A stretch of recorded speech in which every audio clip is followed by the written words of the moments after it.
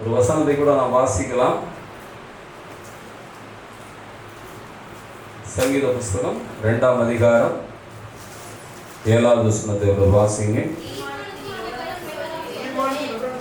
தீர்மானத்தின் விவரம் சொல்லுவேன், கர்த்தர் என்னை நோக்கி, நீ என்னுடைய குமாரன் என்று நான் உம்மை ஜெனிப்பித்தேன். ஒரு நிமிடம் தலைகளை தாழ்த்தி ஜெபிப்போம். எங்கள் அன்புக்கு அதிகமாக நேசித்து வழி நடத்துகிற எங்கள் அன்பின் நல்ல பிதாவே, இந்த வசனத்தின் மூலமாக ஆண்டவரே நீங்க பேசுங்கப்பா, நாங்கள் கேட்கிறோம். அருமை இரட்சகர் இயேசுவின் நாமத்தில் ஆமென். அல்லேலூயா. வேதம் ஒரு தீர்மானத்தை தன் கரத்திலே வைத்திருக்கிறது. சபை ஒரு தீர்மானத்தோடு தான் இருக்கின்றது. வருகிறவர்கள் பரலோகம் போக வேண்டும், வருகிறவர்கள் ஆளுகைக்குரியவர்களாய் மாற வேண்டும், வருகிறவர்கள் ரட்சிக்கப்பட வேண்டும். அல்லேலூயா.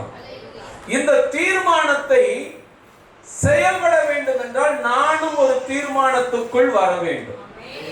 அல்லேலூயா. ஆமென். நான் என்ன செய்யணும்? தீர்மானம் எடுக்காமல் வாழ்க்கை கிடையாது. தீர்மானம் எடுக்காம சகன காலேஜ் போறான்னா என்ன குரூப்னு கேட்டா, இந்த காலேஜ்ல 10 குரூப் இருக்கு, 10 குரூப் படிக்கலாம் நினைக்கிறேன்னு சொல்ல முடியும்? 10 குரூப் இருக்கு, யாருல ஒண்ணு. அது எடுத்துட்டா தீர்மானம் முடிஞ்சது. எத்தனை வருஷமா? 3 வருஷமா? ரைட்டு. 4 வருஷமா? ரைட்டு. வேற வழி இல்லை. 2 வருஷம் இந்த படிப்போம், இந்த சப்ஜெக்ட் 2 வருஷத்துக்கு அப்புறம் மாத்திக்குவோம். இன்னைக்கு நிறைய குடும்பத்தில் அதாங்க பிரச்சனை. தீர்மானத்தை சரியாக நீ கையாளுகிற போது, தீர்மானத்தை சரியாக நீ கையாளுகிற போது தேவன் உன்னை உருவாக்க வல்லமையுடையவராயிருக்கிறார். அல்லேலூயா. ஏன்னா இந்த வசனம் சொல்லுகிற தீர்மானத்தின் விவரம் சொல்லுவே. நீ இயேசுவை ஏற்றுக்கொண்டால், இயேசுவை வேற தெய்வங்களை விட்டு நீ என்ன செய்யணும்? நீ அதோட தான் போன அப்படின்னா தீர்மானம் செயல்படாது. உனக்காக தேவன் கொடுத்திருக்கிற தீர்மானம் செயல்படுமா? அல்லேலூயா. ஆட்ட பலி செலுத்தின ஆண்டவரு, மாட்ட பலி செலுத்தின ஆண்டவரு, அவரே பலியானதுக்கு அப்புறம் அவர் சொல்றத மட்டும் தாங்க கேட்கணும். அல்லேலூயா. இதுல எந்த ஒரு மாற்றமும் கிடையாது.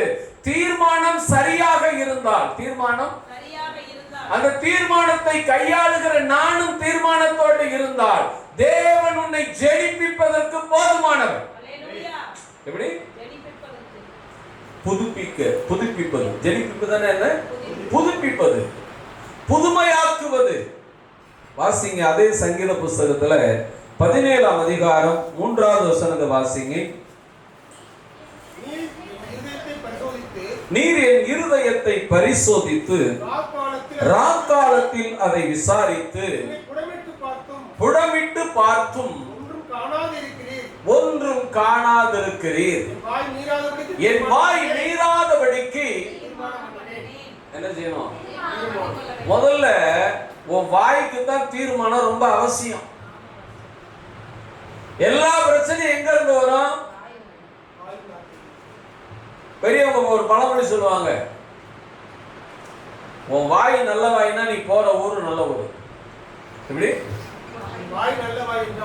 அது என்ன கொஞ்சம் உதடு நல்ல உதடுனா போற ஊரும் நல்ல ஊர் தான்.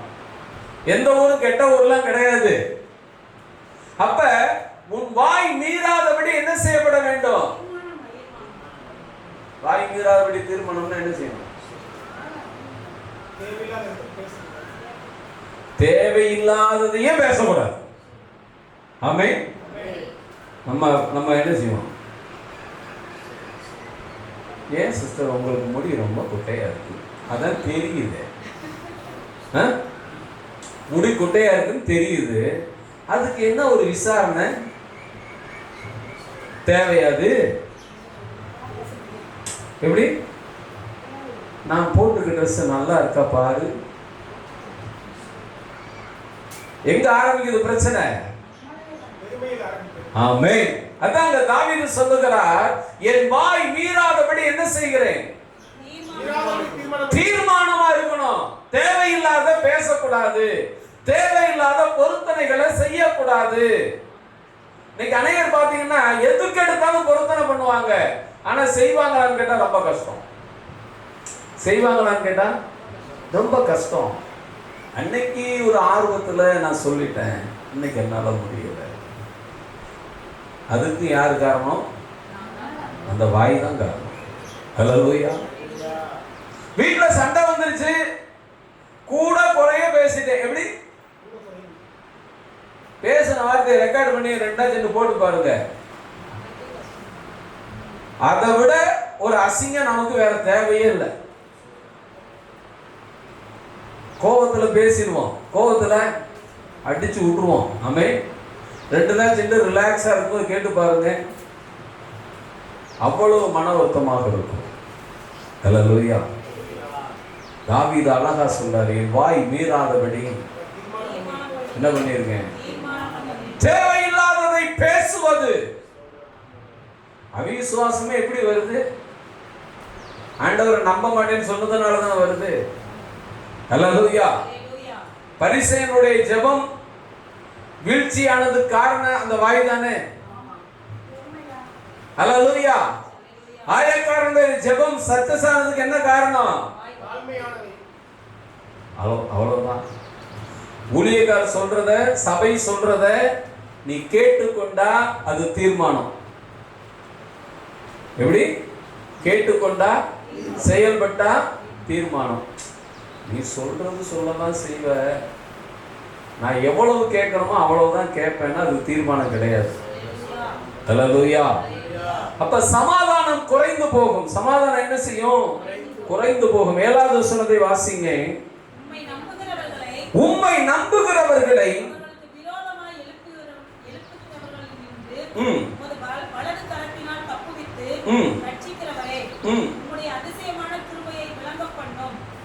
நீ தீர்மானமா இருந்தா அதிசயமான கிருபை உன்னோடு பயணித்துக் கொண்டே இருக்கும். அழகா சொல்றாரு 3வது வசனத்துல, புடமிட்டு பார்த்தும் ஒன்றும் என்னிடத்தில் புடமிடுதல் என்ன அர்த்தம்? ஒரு ட்ரெஸ்ஸை எப்படி நம்ம ஊற வச்சு துவைக்கிறோமோ அது மாதிரி கர்த்தர் உன் இருதயத்தை புடமிட்டு பார்ப்பார். சகதியா கோபப்படுத்தி காட்டுவார். நம்ம சாந்தமா தான் இருப்போம், நல்லவனா தான் இருப்போம். திடீர்னு என்ன செய்வாரு? கோபத்தை காட்டுவாரு. அப்போ வாய் இப்படி இருக்குன்னு பார்ப்பாரு.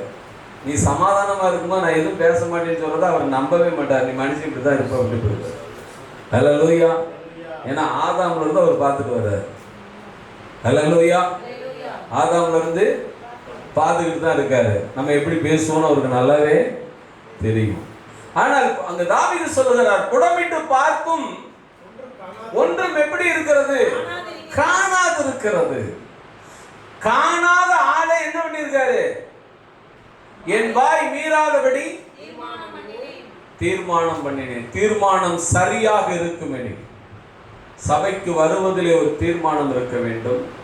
சபைக்கு கீழ்ப்படிவதிலே என்ன இருக்கணும்? பிசாசுக்கும் ஏசப்பாவுக்கும் என்ன பிரச்சனை? சொன்ன வேலையை செய்ய மாட்டான். ஏசாயா தீர்க்கதரிசியின் புஸ்தகம் 14ஆம் அதிகாரம்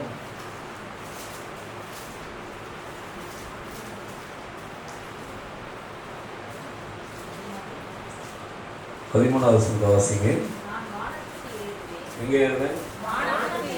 வானத்துக்கு ஏறுவேன்.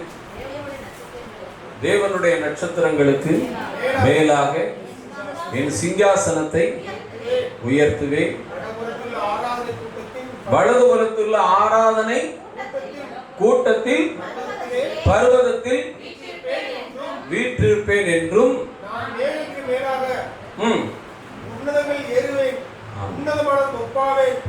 ஏறுவேன் ஏறுவேன் அப்படின்னு சொல்றதுக்கு முன்னாடி என்ன இருக்கு? அவன் அங்க வரக்கூடாதுன்னு ஆண்டவர் சொல்லியிருக்காரு. எப்படி? ஆதாம கூப்பிட்டு என்ன சொன்னார்? அந்த கனியை சாப்பிடாதுன்னு சொன்னார். அது மாதிரி இவனுக்கு ஒரு வேலையை சொல்லியிருந்தார். நீங்க இருந்து பாத்துக்கடா, நீ மேல வர வேண்டாம், தேவைப்படும் போது வா. தேவைப்படும் போது அவரே கூப்பிட்டுவார். ஆனா அவன் என்ன செஞ்சான்? அவனுடைய நினைவுகள் எல்லாம் மேல் நோக்கி இருந்தது. அவனுடைய செயல்பாடுகள் எல்லாம் எப்படி இருந்தது? இதுக்கு பேர் தான் கீழ்ப்படியாமை. இவன் எதுக்கெல்லாம் பேசலைங்க, சண்டையெல்லாம் போடலை. நீ எது சொன்னாலும் அவன் முடிவை அவன் அப்படியே தான் வச்சிருப்பான். அவன் முடிவை மாற்றிக்க மாட்டான். அல்லேலூயா. எங்க இருந்து ஐயா போறேன்னு சொன்னார் தெரியுமா? ஏதேன் தோட்டத்துல இருந்தான். ஆதாமுக்கு முன்னாடி ஏதேன் தோட்டத்துல யார் இருந்தான்னு கேட்டா இவர் தான் இருந்தான். அல்லேலூயா. இதை பாதுகாத்து கொள்ளும்படி வைத்திருந்தார். அவன் என்ன செஞ்சான்? மேலதான் போவேன். இன்னைக்கு அதே ஆவிதான் சபை ஆளுகை செய்கிறது. நீ என்னதான் சொல்லுங்க பாஸ்டர், கொஞ்சம் போடுங்க, ஒரு அரை மணி நேரம் ஆனால் அந்த பாய் குச்சியெல்லாம் என்ன செஞ்சுருவேன், கவுண்ட் பண்ணி முடிச்சிருவோம் பாஸ்டர். என்னப்பா எல்லாம் முடிஞ்சா? எல்லாம் முடிஞ்சு அப்படின்னா. எல்லாம் புரிஞ்சான்னு கேட்டா அவன் சொல்லுவான் எல்லாம் முடிஞ்சிச்சு, எண்ணி முடிச்சாச்சு. அல்லேலூயா. இதனுடைய செயல்பாடுகள் 7வது வசனத்துல இங்க அழகா சொல்றாரு. சங்கீதம் 17ஆம் அதிகாரம் 7வது வசனத்துல என்ன சொல்றாரு? உம்மை நம்புகிறவர்களை அவர் உனக்கு விரோதமாய் எழும்புறவன் யாருன்னு பாக்குறாரு. எப்படி? உனக்கு விரோதம். ஊர்ல எத்தனையோ எதிரிகள் இருக்கலாம், ஆனா உனக்கு விரோதமாய் எழும்புறவன் யாருன்னு பார்த்து அவன்கிட்ட இருந்து பாதுகாப்பாரு. எப்படிப்பட்ட தீர்மானம் பார்த்தீங்களா? அல்லேலூயா. உனக்கு விரோதமாய் எழும்புகிறவர்களில் நின்று உமது வலது கரத்தினால் தப்புவித்து ரட்சிக்கிற தேவன். அல்லேலூயா. அதான் சொல்றாரு, என் வாய் மீறாதபடி என்ன செஞ்சேன்? தீர்மானம் பண்ணினா தேவன் தன்னுடைய தீர்மானத்தில் உன்னை புதுப்பிப்பார், உன்னை உருவாக்குவார். உன்னை என்ன செய்வாரு? உருவாக்குவார். இந்த உலகத்தால உன்னை உருவாக்க முடியாது. இந்த உலகம் நல்லா படிச்சேன்னா நல்லா படிக்கிறவன் சொல்லிடும், நல்லா படிக்கிறவன்னு சொல்லிடும். படிக்கலைன்னா அவனுக்கு என்ன செய்வான்? நல்லா படிக்காதன்னு மட்டுமா சொல்லுவான்? என்ன சொல்லுவான்? இல்லைங்க, நல்லா படிக்கலைன்னா அவன் என்ன சொல்லுவான்? மக்கும்பா, எரும மாடும்பா. நீ எரும மாடு மேய்க்கதான் லாய்க்குமா? எரும மாடு மேய்க்கிறது அவ்வளோ ஈஸியான வேலை. அல்லேலூயா. நல்லா படிக்கிறவனா நல்லா படிக்கிறவனா ஒரே வார்த்தையில் முடிஞ்சது. அல்லேலூயா. என் வாய் மீறாதபடி நான் என்ன செய்கிறேன்? தீர்மானம் பண்ணினேன். ஏன் தீர்மானம் பண்ணணும்? இதான் விஷயம். நீ வாழக்கூடிய இடம், நீ இருக்கக்கூடிய இடம் எப்படிப்பட்டது என்றால், அதே 14வது வசனத்தை வாசிங்க. சங்கீதம். மனுஷருடைய கைக்கும் இம்மையில் தங்கள் பங்கை பெற்றிருக்கிற உலக மக்களின் கைக்கும் உம்முடைய கரத்தினால் என்னை தப்புவியும், அவர்கள் வயிற்றை உமது திரவியத்தினால் நிரப்புகிறீர், அவர்கள் புத்திர வாக்கியத்தினால் திருப்தி அடைந்து தங்கள் மீதியான பொருட்களை குழந்தைகளுக்கு வைத்து போகிறார்கள். நீ வாழக்கூடிய இடத்துல திரவியத்தினால் நிரப்பப்பட்ட ஒரு கூட்டம் இருக்கிறது. இப்படி நிரப்பப்பட்ட கூட்டம், எந்த குறையும் இல்லாதவர்கள், இம்மையிலே தங்கள் பங்கை பெற்றுக் கொண்டவர்கள். மறுமைக்கு உனக்கு சம்பந்தம் கிடையாது. மறுமைக்கு உனக்கும் சம்பந்தம் இருக்கா? அவர் எழுதும்போது எப்படி எழுதியிருக்காரு? இம்மையிலே தங்கள் பங்கு அவனுக்கு போயிடுச்சு, எல்லாமே போயிடுச்சு. ஆனா நீ யாருன்னு கேட்டா மறுமைக்குரிய ஆள். யார் நீ? மறுமைக்குரிய ஆளு இம்மைக்குரிய ஆளோட போட்டி போட்டு உட்கார்ந்து இருக்கு. அல்லேலூயா. அதான் சொல்ற, தீர்மானத்தின் விவரம் சொல்லுவேன். நீ தீர்மானத்தை சரியாக நிலைநிறுத்தினால், சரியாக நிலைநிறுத்தினால், எவ்வளவு பெரிய வரம் பெற்றவர்களாய் இருந்தாலும் உன்னை அவர்களிடத்தில் தேவன் ஒப்பு கொடுக்க விட மாட்டார். அல்லேலூயா. அல்லேலூயா. அதுல 15வது வசனத்தை வாசிங்க. நானோ நீதியில் உம்முடைய முகத்தை தரிசிப்பேன், நான் விழிக்கும் போது உமது சாயலால் என்ன செய்யப்படுவேன்? திருப்தியாவே. உன் வாழ்க்கை வேறு விதமானது. உன் வாழ்க்கை வேறு விதமானது. தேவன் வேறு விதமாக டிசைன் பண்ணி வச்சிருக்காரு. அவனுக்கு கிடைக்காத மேன்மை உனக்காக காத்து கொண்டிருக்கிறது. அவனுக்கு கிடைக்காத மேன்மை உனக்கு என்ன செய்கிறது? காத்து கொண்டிருக்கிறது. ஆனா நம்ம என்ன செய்யறோம்? சபைக்கு வர நம்ம மட்டும்தான் கஷ்டப்படுறோம். சபைக்கே வராதெல்லாம் எப்படி இருக்கு தெரியுமா? பயங்கரமாக இருக்காங்க பாஸ்டர். கார் என்ன, பங்களா என்ன, வீடு என்ன. அவர்கள் எதை பெற்றுக்கொண்டவர்கள்? பரலோகத்துக்கு நிகரான வாழ்க்கை வாழ்ந்துகிட்டு இருப்பான். எப்படி? பரலோகத்துக்கு கதவை திறந்து விட ஒரு ஆளு, கதவை அடைக்கிறதுக்கு ஒரு ஆளு, கேட்டை திறக்க ஒரு ஆளு. அமை. ஆனா நீ சொல்ற மறுமைக்கு நிகரான ஒரு வாழ்க்கை தேவனோட கொடுக்க ஆயத்தமாய் இருக்கிறார். அல்லேலூயா. இதுதான் இதுல இருக்கிற ரகசியம். தீர்மானத்தோடு இருக்கிறவர்களிடத்தில் அதை வெளிப்படுத்துவார். அல்லேலூயா. அடுத்ததாக இன்னொரு காரியம் இருக்கிறதை பார்த்து நாம் முடிக்க போறோம். தானியேலின் புஸ்தகம் 1ஆம் அதிகாரம் 8வது வசனத்தை வாசிங்க.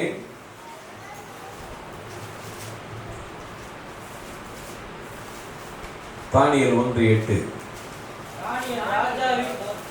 தானியேல் ராஜாவின் போஜனத்திலும் அவர் பானம் பண்ணும் திராட்சை ரசத்திலும் தன்னை தீட்டுப்படுத்தலாகாது என்று முதலாவது வாய் தீர்மானம் பண்ணப்படுகிறது. என்ன தீர்மானம் பண்ணப்படுகிறது? அடுத்து உள்ளமும் உடலும் தீர்மானத்துக்குள்ளே வருகிறது. டெய்லி மட்டன் சாப்பிட்டா அந்த உடம்பு சும்மா இருக்குமா?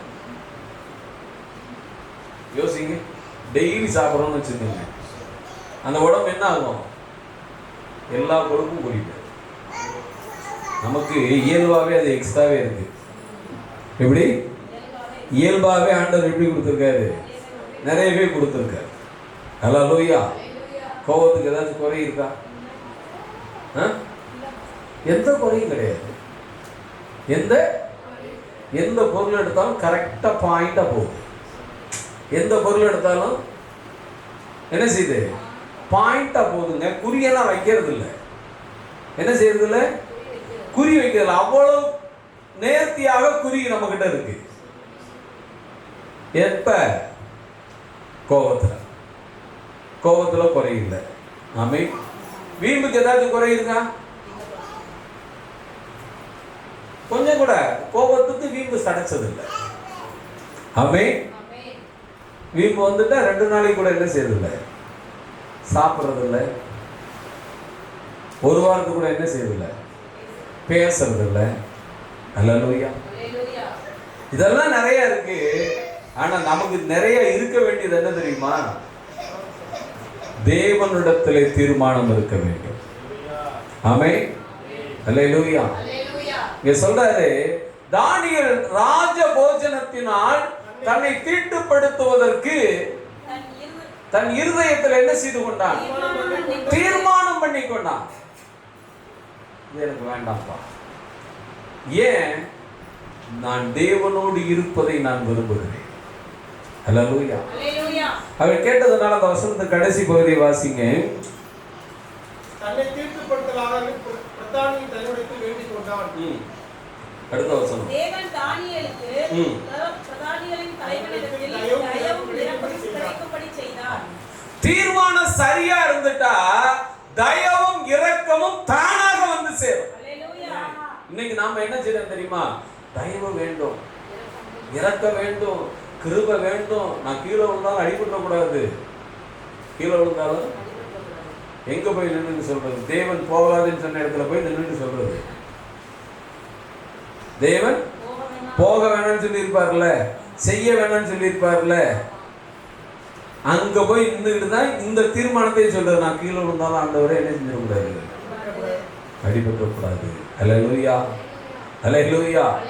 எல்லாருக்கும் அது உண்மை சோதரம் நடக்கிறது. நீ தீர்மானத்திலே எப்படி இருக்கிறாய்? ரட்சிக்கப்பட்டிருக்கோம், கர்த்தரே தேவன் என்ற தீர்மானத்திலே உறுதியாக இருக்கிறோமா? அல்லேலூயா. அல்லது எல்லா தேவர்களும் இருக்கிறாங்க, அதுல கர்த்தர் ஒருவர் என்ற தீர்மானத்தில் இருக்கிறோம். அல்லேலூயா. கிறிஸ்தவர்கள் பெயர் கிறிஸ்தவர்கள் பார்த்தீங்கன்னா கல்வாரி மலையை விட்டு வரமாட்டான். ஏன் அப்படின்னா அவனுக்கு ஒரு பாடு. அது மாதிரி சிலுவையில் போகணும்னு ஆசை.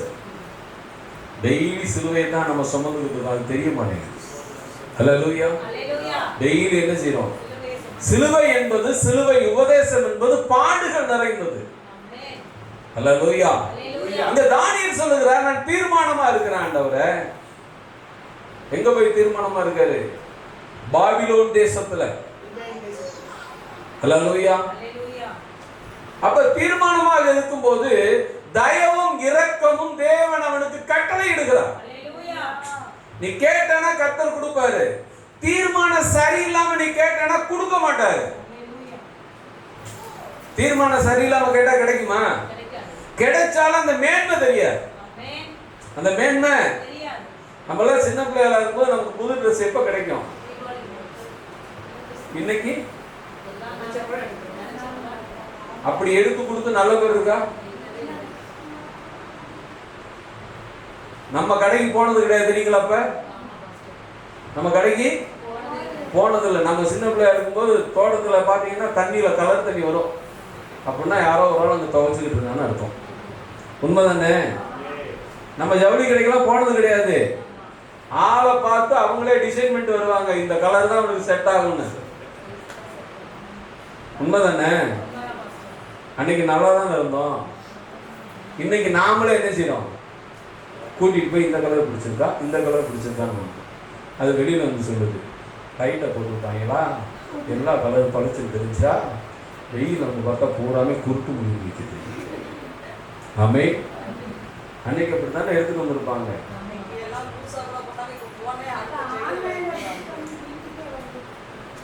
சொல்ல பார்த்தீங்கன்னா ஒரு ட்ரெஸ்ஸு 3 மாசத்துக்கு ஒரு ட்ரெஸ். எவ்வளவு நாளைக்கு? அவன் மேனுஃபேக்சரிங் பண்றது எப்படி தெரியுமா? 1 மாசம் உழைக்கிற மாதிரி தான் ரெடி பண்ணுறோம். போட்டு பார்த்தீங்கன்னா கரெக்டாக இருக்கும். போட்டு பார்த்தீங்கன்னா ட்ரெஸ்ஸு குனிஞ்சா எங்கேயாச்சும் ஒரு பக்கம் பிடிக்கும். சாப்பிட்டு போட்டிங்கன்னா போட முடியாது. சாப்பிட்டு போட்டால் அதை என்ன செய்ய முடியாது. அவன் அப்படி ஒரு தீர்மானத்தில் இருக்கான் சம்பாதிக்கணும்ட்டு. அல்லேலூயா. இப்போ தானியேலுடைய தீர்மானத்தில் கர்த்தர் இறங்கி வருகிறதை பார்க்கிறோம். கர்த்தர் என்ன செய்றாரு? நீ எந்த தேசத்துல இருந்தாலும் இறங்கி வருவாருங்க. நீ எந்த இடத்துல இருந்தாலும் இறங்கி வருவார். பாபிலோன் தேசம் தான் அது. என்ன தேசம்? பாபிலோன் தேசம் தான். அந்த பிரதானி தேவனை ஏற்றுக்கொண்டவன் அல்ல. அந்த அதிகாரி தேவனை ஏற்றுக்கொண்டவனா இல்ல. அவன் சொல்றான், ராஜபோஜனத்தை அவனுக்கு கொடுக்கலன்னா ராஜா என்னை சிறைச்சேதம் பண்ணுவான்.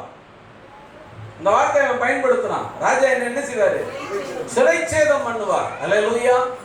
அப்படிப்பட்ட இடத்துல தேவன் தயவும் இரக்கத்தையும் என்ன செய்தாராம்?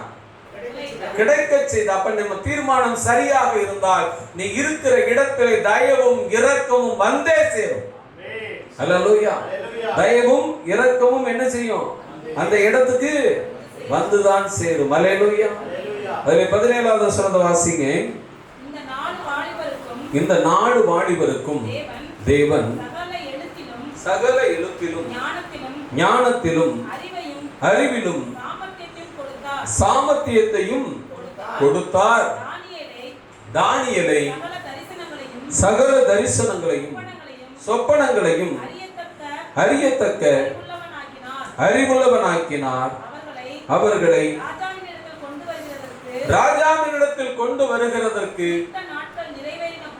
குறித்த நாட்கள் நிறைவேறின போது பிரதானிகளின் தலைவன் அவர்களை கொண்டு வந்து விட்டான். ராஜா அவர்களோடு பேசினான். அவர்கள் எல்லோருக்குள்ளும் தானியேல், அனனியா, மிசாவேல், அசரியா என்பவர்களைப் போல வேறு ஒருவரும் காணப்படவில்லை. வேறு ஒருவரும் என்ன செய்யப்படல? காணப்படவில்லை. ஆகையால் அவர்கள் ராஜ சமூகத்தில் நின்றார்கள். தீர்மானம் சரியாக இருந்தால் நீ இருக்கிற இடத்திலிருந்து தேவன் உன்னை மேல் நோக்கி கொண்டு போவார். எங்க இருக்கிறான்? அடிமையா இருக்கிறான். தீர்மானம் சரியா இருந்தது. இரக்கமும் தயவும் தேவன் கொடுத்தார். எது கொடுத்தாரு? நம்ம என்ன நினைக்கிறோம் தெரியுமா? இரக்கமும் தயவும் கிடைச்சா இந்த 2 பாவம் சேர்த்து பண்ணிக்கலாம். இன்னைக்கு நம்ம நிலைமை அப்படித்தான் போயிட்டு இருக்கு. கிருபையை ஆண்டவர் கொடுத்துக்கிட்டு தான் இருக்காரு. கிருபையை கொடுத்துக்கிட்டு தான் இருக்காரு. நம்ம பாவம் பண்ணி அந்த கிருபையை கழிச்சுக்கிட்டே இருக்கோம். அல்லேலூயா. தீர்மானம் சரியாக இருக்கிற பொழுது அவன் இருக்கிற இடத்திலிருந்து எங்கே போகிறான் என்றால் ராஜ சமூகத்திலே போய் நிற்கிறான். எங்க நிற்கிறான்? அப்படித்தானே எழுதியிருக்காரு. கோரேஸ் ராஜ்யபாரம் பண்ணும் 20 வசனம் வாசிங்க. 20 வசனம். ஞானத்துக்கும் புத்திக்கும் அடுத்த விஷயத்தில் ராஜா அவர்களை கேள்வி செலுத்தானா? அதிலே தன் ராஜ்யம் எங்குமே சகல சாஸ்திரியும் ஜோசியரும் அவரை 10 மடங்கு சமத்துக்காக கண்டான். எப்படி இருக்காங்க? 10 மடங்கு சமத்துள்ளவர்களாக கண்டான். அவன் ராஜ சமூகத்திலே நின்றான். அல்லேலூயா. இப்ப இவனுக்கும் அங்க இருக்கிறவங்களுக்கும் கொஞ்சம் மேன்மையா இருக்கு. அல்லேலூயா. எப்படி இருக்கு? மேன்மையா தான் இருக்கு. வேற ஒரு பிரயோஜனமும் இல்லை. இப்ப கர்த்தர் என்ன செய்றாரு தெரியுமா? ஒன்ன பலப்படுத்திட்டு ஒன்ன ஒரு இடத்துக்கு கொண்டு போயிட்டு அந்த இடத்துல இன்னொரு காரியத்தை செய்கிறார். அல்லேலூயா. அல்லேலூயா. அதிலே தானியேலின் புத்தகம் 2ஆம் அதிகாரம் 8வது வசனம் வாசிங்க. அதற்கு ராஜா பிரதியுத்தரமாக என்னிடத்தில் தீர்மானம் பிறந்தபடினாலே. தீர்மானம் எங்க இருக்கு? ராஜா கிட்ட இருக்கு. எப்படி தீர்மானம் தெரியுமா? நீங்கள் காலதாமதம் பண்ண பார்க்கிறீர்கள் என்று நிச்சயமாக எனக்கு தெரிய வருகிறது. காலம் மாறும் என்று நீங்கள் எனக்கு முன்பாக பொய்யும் புரட்டுமான விசேஷத்தை சொல்லும்படி என்ன செஞ்சிருக்காங்க அந்த காலத்துல? தாமதம் பண்ணினார்கள். பொய்யும் புரட்டு சொல்லிருக்காங்க. அல்லேலூயா. எந்த ஜோசியர்கிட்ட போயினாலும் நேத்து நைட்டு நான் என்ன கனவு கண்டேன் சொல்றான்னா சொல்ல மாட்டான். எப்படி சொல்ல முடியாது. அப்படிதான் அவர் கேட்டிருக்காரு. ஏன் அப்படின்னா இதுக்கு முன்னாடி இவர் என்ன கனவு கண்டு சொன்னாலும் அதுக்கு அங்கே ஒரு கதை சொல்லியிருக்காங்க. திரைக்கதை வசனம் எல்லாமே எழுதி கரெக்டா வாசிச்சு எல்லாம் சொல்லி முடிச்சிருக்காங்க. இப்ப அந்த தேசத்துல யார் இருக்குது? தானியேல் இருக்காரு. எந்த அளவுல இருக்காருன்னா 10 மடங்கு சமத்தா இருக்கிறார். இப்ப தேவன் போய் ராஜாட்ட போயிட்டாரு. தானியேலை தூக்கணும். தானியேலை தூக்கணும்.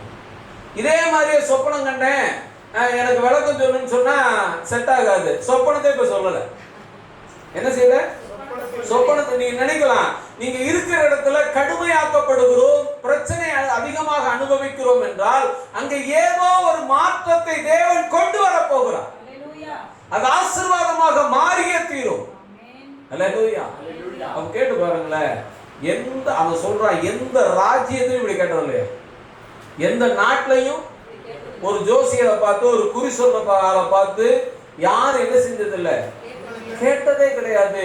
ஆனா ராஜா கேட்கிற காரியம் எப்படிப்பட்டது என்றால் அவன் ஒரு வார்த்தை சொல்றாங்க, ராஜா கேட்கிற காரியம் அருமையானது. என்ன சொல்றான்? ராஜா கேட்கிற காரியம் சோதரம் ரொம்ப அருமையான விஷயத்தை தான் கேட்கிறார். 11வது வசனத்தை வாசிங்க. ராஜா கேட்கிற காரியம் மிகவும் அருமையானது, ரொம்ப நியாயமானதுதான். ஆனா பதில் சொல்ற ஆளுக்கு தான் இப்ப ஆசீர்வாதம். யாருக்கு?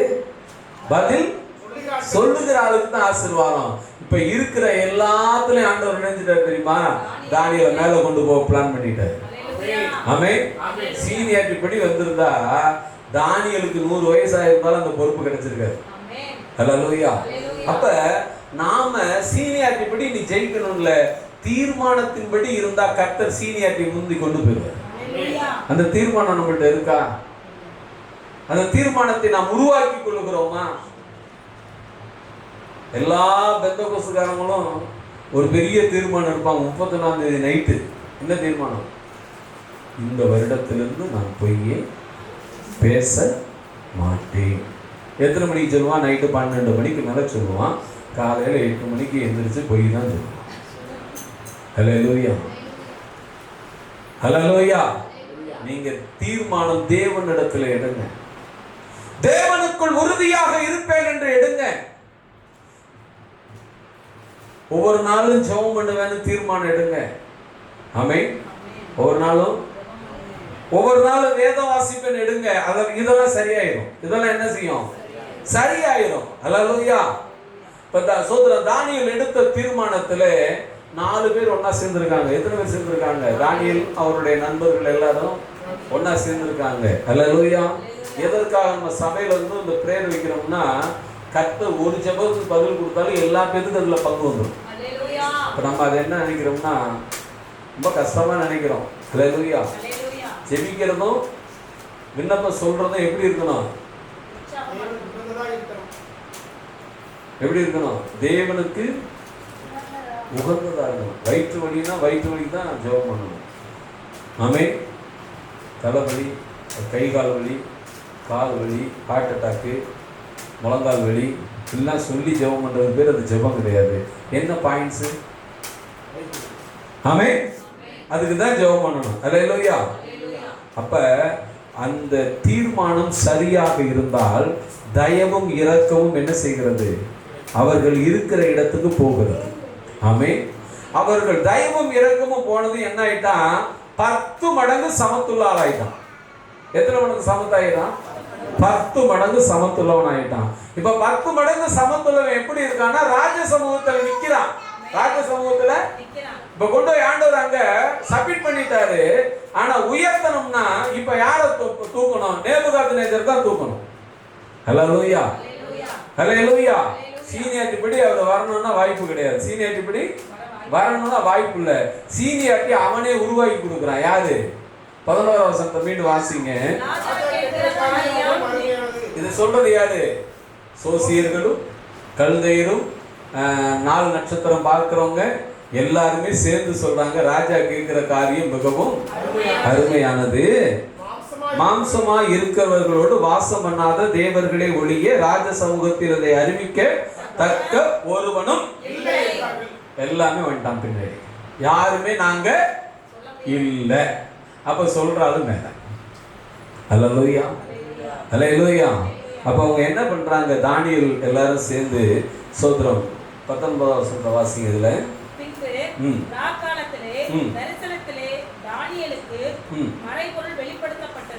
யாருக்கு வெளிப்படுத்தப்பட்டது? தானியேலுக்கு 17ஆம் வசனம். பின்பு தானியேல் தன் வீட்டுக்கு போய் தானும் தன் தோழரும் பாபிலோனின் மக்கள் ஞானிகளோடு கூட அழியாதபடிக்கு இந்த மறைபொருளை குறித்து பரலோகத்தின் தேவனை நோக்கி இரக்கம் கேட்கிறதற்காக அனனியா, மிசாவேல், அசரியா என்னும் தன்னுடைய தோழருக்கு இந்த காரியத்தை அறிவித்தார். தோழரோடு ஜெபம் பண்ணாது தானியேலுக்கு சக்சஸ் ஆகுமா? இல்ல தனியா ஜெபம் பண்ணாலும் ஆகுமா? தனியா பண்ணாலே ஆகும் தெரியுமா? அல்லேலூயா.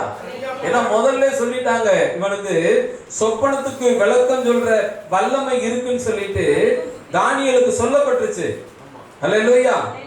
ஆனாலும் ஒரு கூட்டு ஜெபம் வேண்டும் என்று விரும்புகிறார். ஒரு கூட்டு ஜெபம் வேண்டும். அப்படி கூடி அவர்கள் ஜெபிக்கிற போது யாருக்கு வெளிப்பாடு கிடைச்சது? தானியேலுக்கு தான் கிடைச்சது. சாத்ராக், மேஷாக், அபேத்நேகோ கிடைக்கல. ஆனா தானியேலுக்கு தான் கிடைச்சது. அல்லேலூயா. இப்ப தானியேல் போய் ராஜ சமூகத்துல சொல்றாரு. யாருக்காக சொல்றாரு? யாரையும் ராஜா கொலை செய்ய வேண்டாம், சொப்பனத்துக்கு விடையை நான் என்ன செய்யறேன் சொல்றேன் அப்படின்னு போய் சொல்றாரு. அல்லேலூயா, அல்லேலூயா. சோத்ரம் 18ஆம் வசனத்தை வாசிங்க. அனனியா, மிசாவேல், அசரியா என்னும் தன்னுடைய தோழருக்கு இந்த காரியத்தை அறிவித்தான். அவர் 46 வாசிங்க. இப்ப அப்பொழுது ராஜாவாகிய நேபுகாத்நேசர் முகங்குப்புற விழுந்து தானியேலை வணங்கி அவனுக்கு காணிக்கைகளை செலுத்தவும் தூபம் காட்டவும் கட்டளையிட்டான். அப்ப சொன்ன வார்த்தை எப்படி இருந்தது என்றால் 100க்கு 100 சரியாக இருந்தது. அல்லேலூயா. அவர் என்ன கனவு கொண்டாரு, என்ன அவர் சொன்னாரு எல்லாமே நமக்கு தெரியும். அதெல்லாம் பார்க்க நேரம் இல்லை, ரொம்ப நேரம் ஆயிடுச்சு. அல்லேலூயா. அடுத்த வசனத்தை வாசிங்க. ராஜா தானியேலை நோக்கி இந்த மறைபொருளை வெளிப்படுத்தினபடியினால் மெய்யாய் உங்கள் தேவனே. அந்த எண்ணம் இன்னைக்கு நமக்கு இருக்கான்னு கேட்டா இல்ல. உண்மைதானே? நேபுகாத்நேசருக்கு இருக்கிற எண்ணம் ரட்சிக்கப்பட்ட நமக்கு இருக்கான்னு கேட்டா கொஞ்சம் கேள்விக்குறியா இருக்கு. அதனாலதான் தீர்மானத்துல நம்ம வளர முடியல. அவன் சொல்றான், மெய்யாய் உங்கள் தேவனே, தேவர்களுக்கு தேவனும் ராஜாக்களுக்கு ஆண்டவரும் மறைபொருளை வெளிப்படுத்துகிறவருமாய் இருக்கிறார் என்றார். அல்லேலூயா. அப்ப தீர்மானம் எந்த இடத்தில் இருக்கிறதோ அந்த இடத்திலே தீர்மானம் சரியாக வேலை செய்யும். உன்னை புதுப்பிக்கும். ஆமென். உன்னை ஜெனிப்பிக்கும். அந்த இடத்துக்குன்னு பிறந்திருப்பான்ல, அந்த தேசத்துல ஒரு ஒரு அந்த அரசவையில குரு இருந்திருப்பான், ராஜகுரு இருந்திருப்பான், ராஜ ஆலோசகர் இருந்திருப்பான்ல. இப்ப அந்த இடத்துல தானியேல் வர்றான். ஆமென், அல்லேலூயா. இவனுக்கு அப்புறம் அவன் தான் வரணும்னு இருந்த காலம் போய் எல்லாத்துக்கும் முந்தி யார் வர்றது? எதனால வர்றான்? தீர்மானத்தை பிடித்து கொண்டதினால் வருகிறான். அல்லேலூயா, அல்லேலூயா. 48வது வசனத்தை வாசிங்க. பின்பு ராஜா எல்லாத்தையும் ஓரம் கட்டுறான், எல்லாத்தையும் ஓரம் கட்டுறான். ஏன்? அந்த இடத்துக்கு வரக்கூடியவர்கள் எல்லோரும் ஒதுக்கப்படுகிறார்கள். அந்த இடத்திலே தானியேல் உருவாக்கப்படுகிறான். தானியேல் என்ன செய்யப்படுகிறான்? உருவாக்கப்படுகிறான். தானியேலை பெரியவனாக்கி அவனுக்கு அநேக சிறந்த வெகுமதிகளை கொடுத்து அவனை பாபிலோன் மாகாணம் முழுவதுக்கும் அதிபதியாகவும் பாபிலோனில் உள்ள சகல ஞானிகளின் மேலும் பிரதான அதிகாரியாகவும் நியமித்தான். கரங்களை தட்டி கர்த்தருக்கு நன்றி சொல்றோம். அல்லேலூயா. அதான் கர்த்தர் சொல்றார், தீர்மானத்தின் விவரம் சொல்லுவேன், தீர்மானத்தை நீ பிடித்துக் கொண்டால் உன்னை ஜெயிப்பிப்பேன். அந்த இடத்துக்கென்று பிறந்தவர்களாக அல்ல, அந்த இடத்தில் உன்னை நான் பெறச் செய்வேன். அல்லேலூயா. ஏன் அந்த இடத்தை யாருமே என்ன செய்ய முடியல? ராஜா செய்த தப்பியன்னு சொல்ல முடிஞ்சா? யாரும் சொல்ல முடியல. காரணம் என்ன? அவங்களே சொல்லிட்டாங்க, ராஜா கேட்கிற காரியம் மிகவும் அருமையானது, இதை சொல்லத்தக்கவன் பூமியில் ஒருவனும் இல்லை, சொல்லுகிறவன் முன்னிலை வகுக்கிறான். அல்லேலூயா. அப்ப நம்ம தீர்மானத்தை என்ன செய்யணும்? இறுக பிடித்துக் கொள்ளணும். இயேசு போதும்னா போதும். மனசுக்குள்ள ஒரு வைராக்கியம் இருந்தா வேலை முடிஞ்சு. நீ வெளியில வைராக்கியமா இருக்கிறாரு காட்டணுங்கிற அவசியம் கிடையாது. பாபிலோன் தேசத்துல அவர் தானியேல் அப்படியே காட்டினாரு. நம்ம என்ன சொல்லியிருப்போம்? கொலு மண்டபத்துல போய், அங்க கொலு மண்டபம் இருந்துச்சா? வாசிங்க.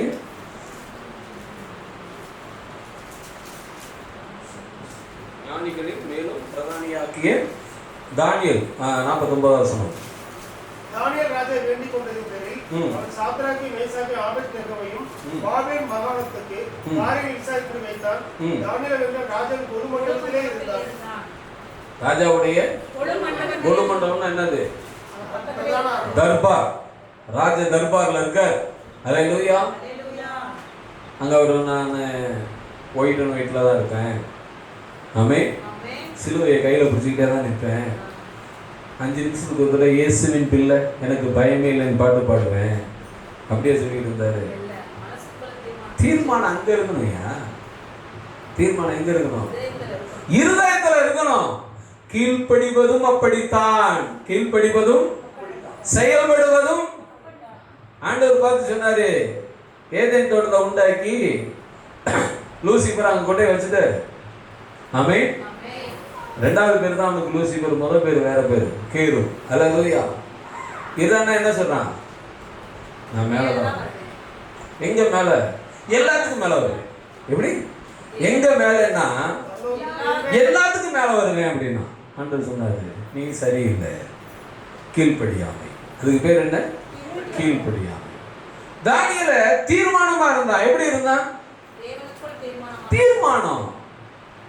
தீர்மானமா இருக்கும்போது தேவன் தயவும் இரக்கமும் கட்டளையிட்டார்.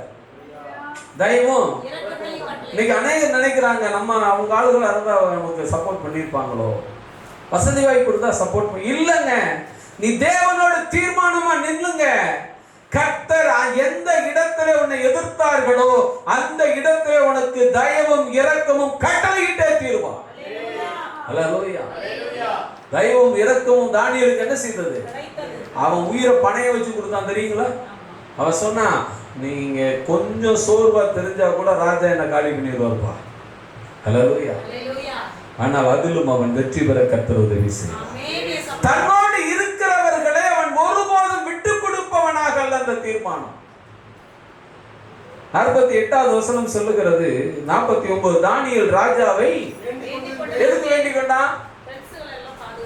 அப்ப அந்த தீர்மானம் என்ன செய்கிறது? ஒரு நாள் என்னோடு அவர்கள் ஜெபித்தார்கள் ஐயா, இன்றைக்கு நான் அவர்களுக்காக ஜெபிக்கிறேன், அவர்களும் ஆளுகைக்குரியவர்களாய் வர வேண்டும். அல்லேலூயா. எப்படி ஆளுகைக்குரியவர்களாக அந்த பொறுப்பு கிடைச்சா? கிடைச்சிச்சு. அல்லேலூயா. வாசிங்க, தானியேல் ராஜாவை வேண்டிக் கொண்டதின் பேரில் அவன் சாத்ராக்கையும் மேஷாக்கையும் ஆபேத்நேகோவையும் பாபிலோன் மாகாணத்துக்கு காரியங்களை விசாரிக்கும்படி வைத்தான். ஆமென். அதிகாரத்தை கர்த்தர் கொடுத்தார். அல்லேலூயா. அல்லேலூயா. 1வது அதிகாரத்திலே இவர்கள் ராஜ சமூகத்திலே நின்றார்கள். ஆமென். 1வது அதிகாரத்திலே ராஜ ராஜ சமூகத்திலே நின்றார்கள். சமத்துள்ளவர்களாய் கண்டார்கள், நின்றார்கள், அவ்வளவுதான். ஆனால் 2வது அதிகாரத்துல பாத்தீங்கன்னு சொன்னா அவர்கள் அதிகாரிகளாகவும் அதிபதிகளாகவும் கர்த்தர் உயர்த்துகிறார். அல்லேலூயா. என்ன காரணம்? தீர்மானம். நாம் என்ன செய்யணும்? தேவனை பிடித்துக் கொள்வதிலே தீர்மானம் வேண்டும். ஆமென். தேவனை பிடித்துக்கொள்வது பிடித்துக் கொள்வதில் தீர்மானம் வேண்டும். தேவன் மட்டுமே தேவன் என்பதில் தீர்மானம் வேணும். அல்லேலூயா. நேபுகாத்நேசர் என்ன சொன்னாரு? உங்கள் தேவனே தேவர்களுக்கு தேவர்களுக்கு தேவனும் ராஜாக்களுக்கு ஆண்டவனுமாய் இருக்கிறார். அதான் தீர்மானம்.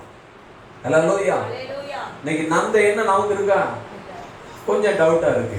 தீர்மானத்தை சரியாக்கி கொள்ளுங்கள், கர்த்தர் உங்களை மறுபடியும் பிறக்க செய்வார். நாம் எல்லோரும் முழங்கால் படிக்கிறோம். கேட்ட வார்த்தைகளை சற்று நாம் சிந்தித்து பார்ப்போம். பிரைஸ் ஹalleluya, ஹalleluya. நமத்தில் இருக்கிற மகேஸ்வரர்கள் முன்